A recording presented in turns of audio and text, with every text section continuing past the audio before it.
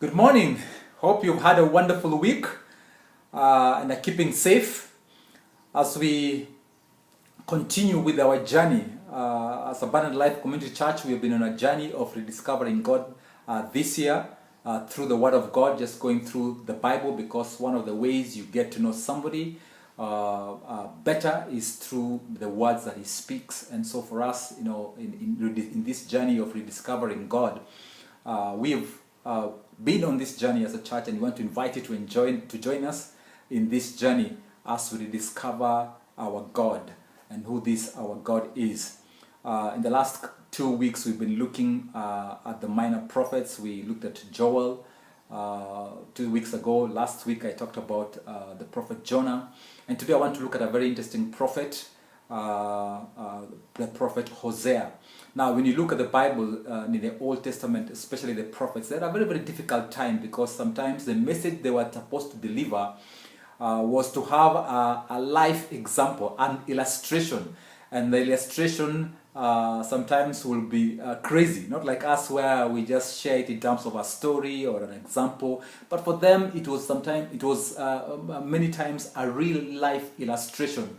I remember there's a prophet who had to sleep on one side for I think half the year, then on the other side, Jeremiah to be thrown in a pit and do some just very, very queer things. And so today, as we look at the prophet that we're going to be looking at, the prophet Hosea, God also used him, and for him, he used his marriage and his family life to illustrate the message that he was passing to his people, the nation of Israel. Now, Hosea is the son of Beri, was a prophet of God in the northern kingdom of Israel. The kingdom of Israel had been divided into two. There was the northern kingdom and the southern kingdom. The southern kingdom, known as Judah, comprised of the 2 tribes of Israel. The northern kingdom had the other 10 tribes of Israel. And so Hosea is a prophet in the northern kingdom. And he lived during the same time as the prophets Isaiah and Micah. They were his contemporary, but the prophets Isaiah and Micah served the nation of Judah. They were in the southern kingdom, and they lived in some time in the 8th century. And Hosea's prophecy or prophesied over a span of 60 years. And he was a prophet during the reign of Jeroboam II, who ruled the northern kingdom. And that is at the particular time that Hosea is giving this prophecy. The southern kingdom had Uzziah first as a king, then there was Jotham, Ahaz, and Hezekiah. And this was somewhere between 790 BC and 686 BC. And so this is the time that Hosea lives his life. And to illustrate and bring his message home, God asked Hosea to marry a prostitute. In Hosea 1 and verse 2, God tells him to go and take an unfaithful woman to be his wife. Now you can imagine a prophet, the man of God, and as a wayward wife. He has a prostitute for a wife. And so today I've entitled my sermon as A Prophet's Wife. We do expect many times the man of God to have to get a woman of God, a decent woman, the Proverbs 31 woman. But in Hosea's case, God asks him to go and take a woman of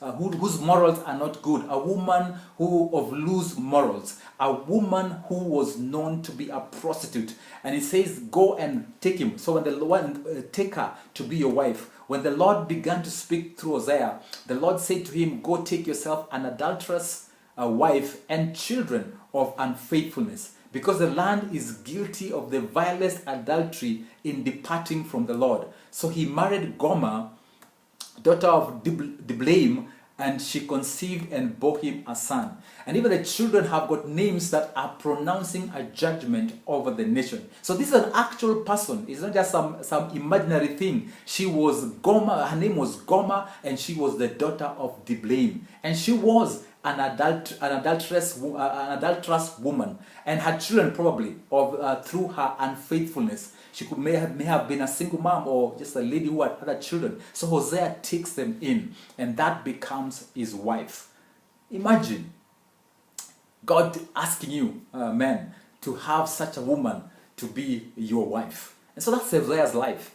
And in chapter 3, verses 1 to 5, now Hosea recounting this. Bible scholars believe that in chapter 1 is probably what has been stated, but now in chapter 3 is Hosea himself saying it.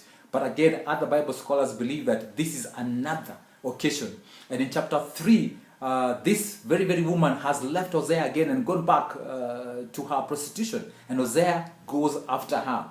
And the Lord said to me, Hosea is saying, go show your love to your wife again. Again, because he had done it the first time, so he's being told, go and do it again. Though she is loved by another man and is an adulteress, love her as the Lord loves the Israelites. Though they turn to other gods and love the sacred raisins, so I bought her, Hosea again speaking, so I bought her for 15 shekels of silver and about a homer and a lethek of barley. Then I told her, you are to live with me many days. You must be not be a prostitute or be intimate with any man, and I will behave the same toward you. For the Israelites will live many days without a king or prince, without sacrifice or sacred stones, without ephod or household gods. Afterward, the Israelites will return and seek the Lord their God and David their king. They will even come trembling to the Lord and to his blessings in the last days. So Hosea goes back to bring back this wayward wife. He can imagine Hosea is in the queue, going to those areas where these people are known to operate. And Hosea is also among these people, and he's queuing for them with other men who are going to pay his wife to have sex with her. And so Hosea goes in and this time buys her back with 15 shekels of silver. The story of Hosea and his wife and you see is to illustrate God's love for a wayward, adulterous people, the nation of Israel. In fact, so many times in the Bible, adultery is linked very closely to idolatry. So these people forsake their God and go after other gods. Just like Gomer forsakes her husband, leaves her husband and goes to commit, to prostitute herself or to sleep with other men. She is unfaithful to her husband. What a difficult thing for Hosea to, he has to go back and bring her back again. But this is illustrating just how what the nation of Israel was doing to their husband, who is God himself. And so they will go and forget about God and begin to worship the idols or other gods. Forgetting the very first commandment that God gave them through his servant Moses, that thou shalt, in Exodus 20 and verse 3, thou shalt have no other God before me. He was to be